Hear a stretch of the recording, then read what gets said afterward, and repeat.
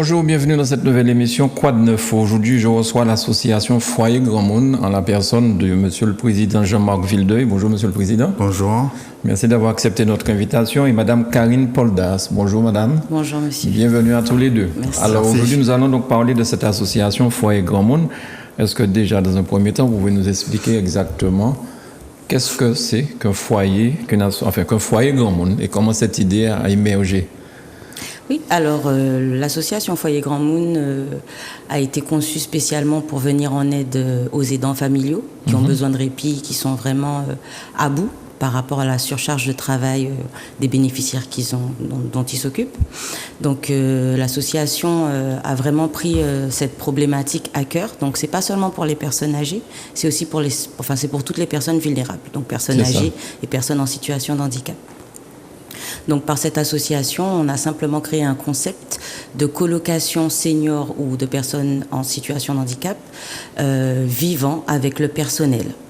Donc du coup, ça répond à pas mal de problématiques. Quand vous dites vivant, le personnel dort aussi dans la même structure? Oui, le personnel social dort avec eux sur un roulement, donc toute la journée. Ils sont avec eux, nuit comme jour, week-end, jour férié, donc vraiment le personnel est présent. Donc ce foyer, comme je disais, met en colocation donc les personnes vulnérables qui en font la demande. Donc on essaye vraiment de garder au maximum leur autonomie. Donc on leur propose des activités, le personnel s'occupe de tout ce qui est entretien du logement, le personnel fait également tout ce qui est repas. Donc le repas c'est collectif, donc tous ensemble. D'accord. Et évidemment, on maintient aussi le lien social avec les visites, que ce soit les visites des familles, que ce soit, enfin vraiment toutes les personnes qui peuvent continuer à continuer à maintenir le bénéficiaire qui se trouve dans la colocation. Dans ce genre de cas où les personnes âgées, ou peut-être pas seulement les personnes âgées, les personnes qui ont besoin d'aide, il semblerait que les soignants, des fois, les personnes qui accompagnent ces gens-là, des fois, sont tellement impactés, des fois qu'ils décèdent même avant la personne qui est malade et qui est handicapée, tellement que c'est un métier qui est prenant, compliqué et difficile. Alors c'est exactement la problématique qui se retrouve, parce que des fois, les aidants familiaux, ce sont les familles eux-mêmes.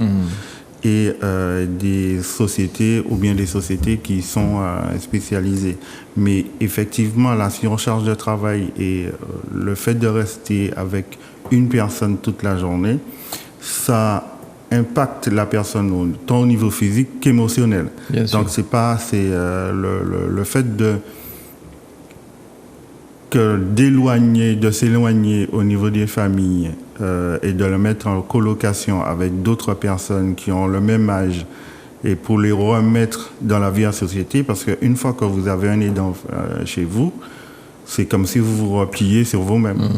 Vous restez isolé dans votre domicile, vous voyez que la même personne toute la journée, tandis qu'avec le système de foyer au Foyer Grand Monde, vous êtes en colocation, ce qui vous permet d'avoir une vie sociale et c'est pas une maison fermée, déjà. Donc, il y a plus d'intervenants qui arrivent, notamment pour d'autres activités que vous pouvez pas faire vous-même chez vous. Et puis, toute la vie en société, c'est-à-dire que les voisins, comme les transports, c'est pas une maison fermée, donc vous pouvez vous déplacer comme si vous étiez chez vous. D'accord. Ouais. C'est beaucoup moins lourd que l'EHPAD, en fait, pour la personne qui se retrouve dans un foyer Grand Monde. C'est pas la même... Alors, le système, on va dire le système au niveau de l'organisation, il ressemble fortement, puisqu'on a également le personnel médical qui tourne sur chaque foyer. Donc, ce qui veut dire que toutes les personnes qui ont besoin d'aide pour les toilettes, qui ont besoin d'un kiné ou bien d'un médecin, le médecin à domicile, il vient également. Donc, tout le service s'y retrouve. Après, c'est beaucoup moins fermé qu'un EHPAD, beaucoup moins strict aussi. Après, bon, par rapport à la conjoncture sanitaire, il y a des choses qu'on est obligé de mettre en place pour pouvoir les protéger, mais c'est beaucoup moins strict. Donc du coup, c'est vrai que tout le monde peut y trouver son compte et on va dire qu'aussi financièrement, c'est un petit peu moins lourd aussi qu'un EHPAD. D'accord. Alors, puisque vous parlez de la partie argent, vous dites que c'est moins lourd qu'un EHPAD. Qu'est-ce que ça coûte pour quelqu'un qui rejoint un foyer grand monde, et puis parler aussi des aides que vous avez. Comment c'est venu cette idée? Est-ce que vous connaissiez des gens ou alors est-ce que vous avez travaillé dans ce genre de domaine? Et pourquoi vous êtes tous les deux très jeunes, me semble-t-il. Comment ça c'est venu sur le tapis, puis cette idée de monter ça? Alors, cette idée, elle est commune avec un monsieur que je citerai, monsieur Delinde, donc avec qui on a mûrement réfléchi. Cette réflexion, elle est vraiment avec lui. Il avait commencé sur un projet qui ressemblait fortement et on va dire que j'ai un petit peu dévié et que on a arrondi un peu les choses. Donc du coup, en montant cette association, on a commencé par l'ancienne équipe de la CTM, donc l'équipe avec Monsieur Carole. Donc c'est lui qui avait pris nos doléances en commençant. On a continué avec la nouvelle équipe, donc Madame Tali Bardol et Madame Clérance, qui ont vraiment compris notre projet. Et à partir de là, on a conventionné donc avec eux. Donc, ce qui veut dire qu'ils ont pu apporter une solution également financière pour les personnes qui sont au foyer. Donc, il y a l'AVP, l'aide à la vie partagée. Donc, c'est un mode de financement proposé par la CTM sous convention.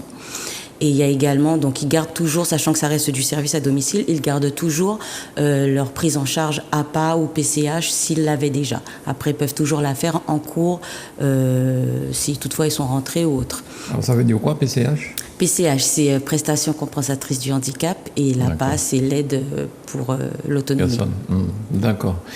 Et combien ça coûte? Alors, est-ce que ça dépend de la maison où vous les placez, ou alors il y a un prix unique? Alors, on a deux tarifs. On a tout d'abord un tarif unique pour les personnes qui n'ont pas du tout d'aide, qui n'ont pas le droit aux aides que peut proposer la CTM, l'État ou autre, qui est de 1 800 €. Ensuite, on a un tarif normal où on peut déduire les aides, qui est 2 500 €. Et sur ces 2 500 €, on déduit toutes les aides. Donc ça peut être la CAF, ça peut être donc l'APA, comme je vous disais, ça peut être la PCH. Voilà, donc on travaille également avec d'autres services prestataires qui sont donc en partenariat avec nous. Donc eux ont la partie chèque CESU, c'est-à-dire APA, PCH, qui sont à leur disposition. Et nous, tout le reste, c'est-à-dire que l'AVP, c'est-à-dire l'aide à la vie partagée, cette aide, elle est pour l'association, pour pouvoir faire fonctionner les bénéficiaires, tout ce dont ils ont besoin. Et donc voilà, donc nos finances, en tout cas, sont basées sur ça. Donc on arrive à articuler les prestations d'art-thérapie que l'on propose, les prestations d'art culinaire, et la gym douce, l'activité numérique. Tout ça s'articule au niveau des foyers et alors, pour les bénéficiaires. Le prix minimum que la personne qui n'a peut-être pas droit à ceci ou cela, combien elle doit payer? 1 800 €. 1 800 €. Oui, tout compris. Sinon, le prix normal, c'est 2 500 €. Voilà. Vous déduisez toutes les aides. Les aides. Voilà. Est-ce que, comme j'ai déjà entendu dans certaines sociétés, par la suite, si ces gens ont des biens, à leur décès, on vend le bien pour pouvoir rembourser les aides qui auraient été données? Alors ça, c'est l'ASH, l'aide... je ne me rappelle plus du terme, excusez-moi. Donc l'ASH, non, malheureusement, ne rentre pas dans les paiements. Dans le dispositif de paiement. Donc l'aide sociale à l'hébergement, voilà.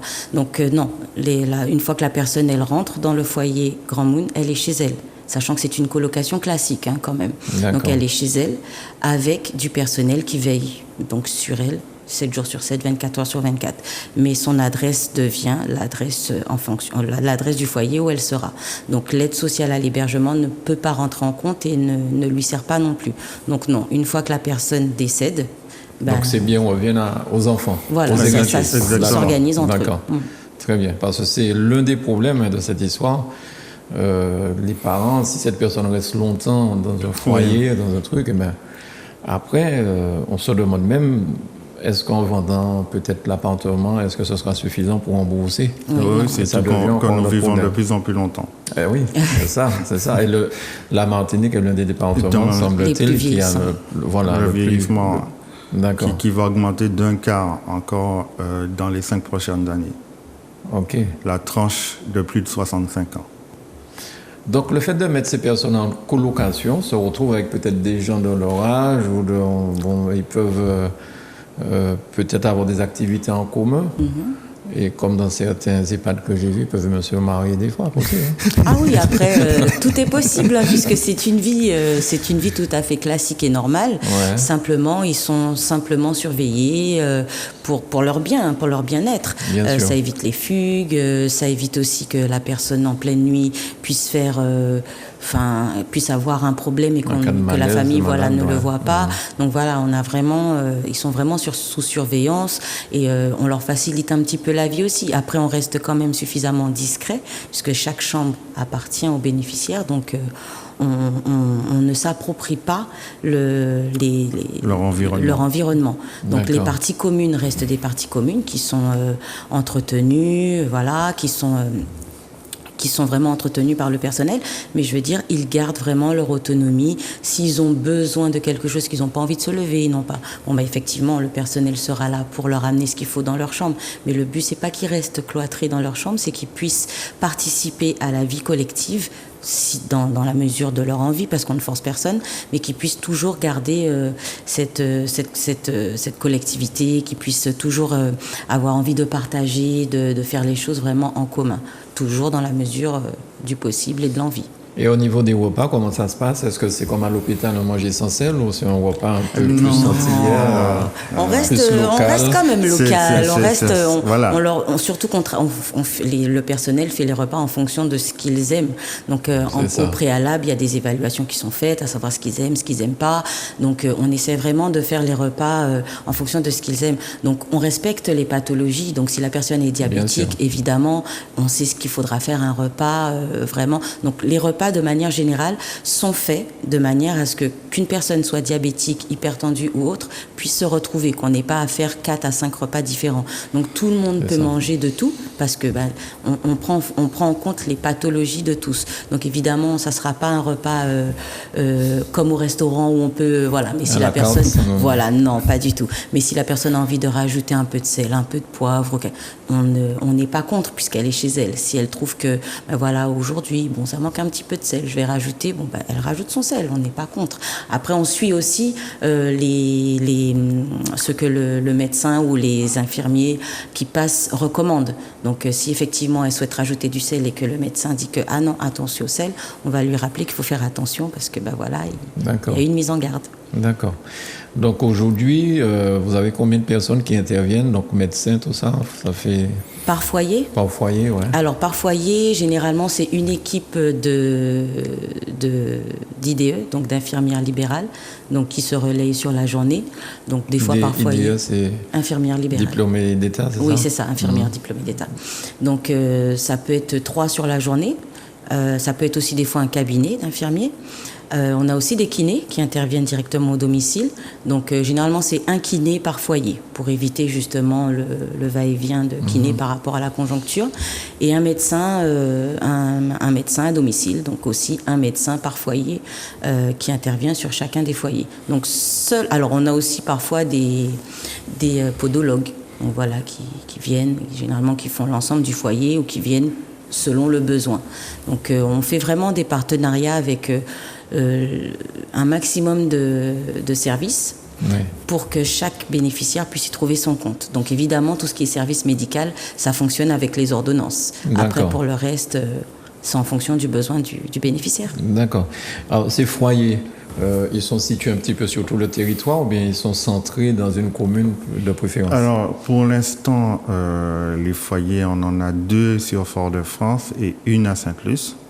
Mais notre objectif, c'est de s'étendre sur des zones qui sont pas pourvues d'établissements spécialisés comme les EHPAD et tout ce qui s'ensuit. C'est de se rapprocher des familles. D'accord. C'est ce qui est dommage. Par exemple, je prends une famille qui habite au Lorrain. elle vit en EHPAD sur Fort-de-France ou on descend au Carbet, elle ne peut pas venir tous les jours. Ouais. C'est compliqué. Des fois, c'est la sœur, eux-mêmes sont déjà âgés, ils ne peuvent pas conduire, il faut prendre les transports. Donc, ils viennent les voir parfois une fois par mois, voire une fois par toutes les 2 semaines, ce qui l'isole totalement. Bien sûr. Donc, en se rapprochant des familles, et vu que c'est un habitat inclusif, ils peuvent se déplacer, ils sont ces jeux. Donc, la famille peut venir les récupérer et les redéposer tout au long de la journée. Bien sûr, il faudra avertir avant, il y a un protocole, surtout dans la période sanitaire où nous nous trouvons. Mais en temps normal, ils peuvent venir et entrer tout en posant un planning d'entrée et de sortie. D'accord. Et vous avez déjà commencé, vous avez donc déjà ces 2 foyers-là qui fonctionnent. Trois. Trois Bientôt foyers 4. Bientôt 4 qui fonctionnent. Oui. Et le retour aujourd'hui? Alors, le retour des aidants familiaux, il est vraiment très bon. C'est vrai qu'on est très proche d'eux aussi, donc au niveau de la direction et au niveau du personnel. Donc, on reste proche des aidants, donc qui nous font de très bons retours, qui nous remercient pour le fait qu'ils puissent reprendre leur vie, qu'ils puissent avoir aussi accès au foyer, qu'ils puissent même les entendre par téléphone quand ils ne peuvent pas se déplacer, puisque le personnel reste aussi à leur disposition. Tous les bénéficiaires n'ont pas forcément de téléphone, donc le personnel reste à la disposition des aidants pour un appel en visio ou un appel tout court. Et donc les aidants souvent nous envoient des messages de remerciements où ils nous disent voilà, j'ai été visiter maman ou papa, il était vraiment bien, en pleine forme. Voilà, donc c'est des messages qui font vraiment plaisir. Quand vous dites les aidants, là vous parlez de la famille? Oui. D'accord. Ceux qui s'occupaient d'eux avant qu'ils ne rentrent. D'accord. Voilà. D'accord. Donc c'est pour ça que, sachant que maintenant la CTM nous a mis dans un cadre d'habitat inclusif, habitat partagé, l'idée, toujours en restant dans le concept, c'est de pouvoir proposer plusieurs foyers sur l'ensemble du territoire. Alors il faut savoir aussi que l'association Foyer Grand Moon n'est pas seulement basée sur la Martinique. On compte également, on a déjà commencé sur la Guadeloupe et on compte également continuer sur la Guyane. Donc l'idée, c'est que les aidants familiaux des Antilles puissent trouver leur compte dans notre concept. D'accord. Vous venez de la métropole, votre façon de parler, en fait, j'ai un petit peu, pardonnez-moi mon discrétion, mais est-ce que vous avez travaillé dans ce milieu-là, là-bas en France? Alors, on va dire que je suis une nomade. De base, je suis née en métropole, j'y ai vécu très longtemps, mais sinon je suis guadeloupéenne, donc d'origine guadeloupéenne, ma famille vit là-bas. Mais il s'est avéré que j'ai travaillé dans le social ici, en Martinique. Voilà, donc j'ai commencé avec une société de personnes en situation de handicap. Et c'est de là qu'effectivement, j'ai compris que je m'intéressais vraiment dans le domaine du social. Et ensuite, j'ai travaillé essentiellement... Ensuite, j'ai continué dans une autre entreprise où j'ai travaillé avec les deux, personnes en situation de handicap et personnes âgées. Et j'aimais le contact, j'aimais effectivement leur venir en aide. Donc, j'étais responsable de secteur. Donc, j'étais pas vraiment au domicile des gens pour leur apporter ce qu'il faut, mais administrativement, j'aimais me démener pour pouvoir trouver des solutions. Donc, finalement, après plus de 8 ans, plus de 10 ans maintenant, dans le social, je me suis dit que je pourrais être utile. Donc, voilà. Et vous, Monsieur le Président? Alors, moi, c'est totalement... dans l'engouement, c'est Madame Poldas qui m'a totalement happé dans son projet. Donc, je l'accompagne. Je suis spécialement sur toute la partie juridique, administrative et comptable de l'association pour qu'elle puisse rester en équilibre financier et que ça soit stable pour les 10 à 20 ans qui viennent, parce que le but, c'est pas de monter une association et qu'elle meure en cours de route, ce qui arrive très souvent. Donc, il faut absolument que nous soyons stables dès le départ. Donc, en général, je suis celui qui dit non. Qui dit non. Voilà. Alors, est-ce que vous avez remarqué que les gens qui rentrent dans les EHPAD, par exemple, ou bien aussi dans ce foyer grand monde, je ne le souhaite pas, mais est-ce que ces gens-là se laissent dépérir parce qu'ils ne sont plus dans l'habitat habituel, ils ne voient plus les parents tous les jours, matin, midi et soir? Est-ce que quelque part ça agit sur eux et que finalement ils se laissent aller? Alors, Au début, quand ils rentrent au foyer, il est vrai que c'est comme dans tout, c'est nouveau, ils sont un peu perdus. Donc le premier mois, c'est assez compliqué pour eux. Donc c'est compliqué pour la vie collective, puisque les personnes âgées ne sont pas habituées à la colocation. Donc c'est vrai que c'est un nouveau concept qui n'est pas facile au début. Mais après, ils se retrouvent très vite, parce que quand on met plusieurs personnes âgées entre elles, c'est des conversations en temps longtemps. Même au niveau du personnel, ils apprennent beaucoup. Et puis, même au niveau des repas, ils conseillent, ils donnent leur avis. Et puis, les jeux. Donc, au niveau des jeux, voilà, ça peut être les dominos, ça peut être les cartes, ça peut être les puzzles. Enfin, voilà, leur jeu entre eux, c'est leur jeu à eux. Après, bon, par le caractère, certaines personnes, parfois, peuvent plus rester en retrait. Mais elles se retrouvent. Elles sont là, elles ont leurs repères, et c'est ce qui est important. Je ne pourrais pas dire que les personnes qui rentrent dans le foyer Grand Moon se laissent mourir. Tout simplement parce que elles sont entourées, elles sont pas seules. C'est vrai que quand une personne âgée se retrouve seule avec sa pathologie et son aidant, c'est-à-dire que ça peut être son fils ou un voisin ou autre, souvent c'est lourd et pour l'aidant et pour lui, puisque c'est les seules personnes qui peuvent voir. Alors que là, sur le foyer, ça tourne toute la journée au niveau du personnel, du service médical, des prestataires. Donc, ils voient plusieurs personnes. Voilà, c'est de la vie, il y a de la vie et ça bouge. Il y a une vie autour qui s'agrouille, et puis si elle a envie de s'isoler, elle s'isole. D'accord.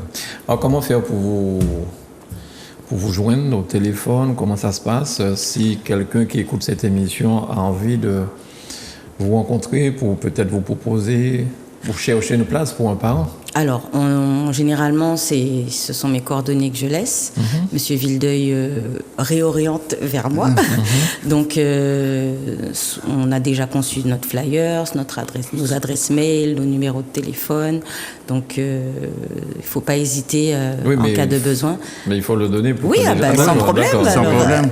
Sans problème. Donc, par téléphone, j'ai 2 numéros, 06 96 83 70 19.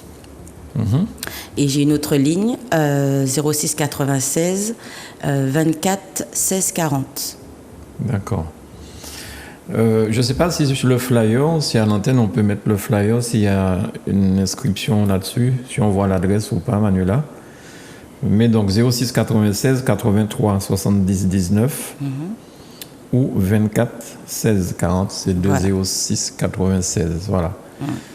Le montant forfaitaire mensuel par résident garantit 3 aspects essentiels: la sécurité, les soins et les activités. Ça fait partie de votre flyer. Oui, c'est ça. Exactement. En tout cas, je vous souhaite beaucoup de réussite. Ça me paraît un projet intéressant, innovant, mais intéressant aussi. Vous êtes des jeunes. J'espère que vous allez pouvoir vous étendre en Guadeloupe et en Guyane. En Guadeloupe, vous êtes chez vous, donc il n'y a pas de souci. Mais c'est pour avoir vu des personnes âgées, parce qu'avant on gardait nos parents chez nous. Voilà. Et c'est maintenant, la culture. de moins en moins. De moins en moins. Et puis il faut penser que nous-mêmes, nous vieillissons. Et des fois, et maintenant avec les soins médicaux, nous vivons de plus en plus longtemps. Donc les enfants vieillissent, mais les parents restent. Aussi, donc ça devient de plus en plus compliqué que les enfants s'occupent de leurs parents, parce qu'eux-mêmes, des fois, ils ont des pathologies.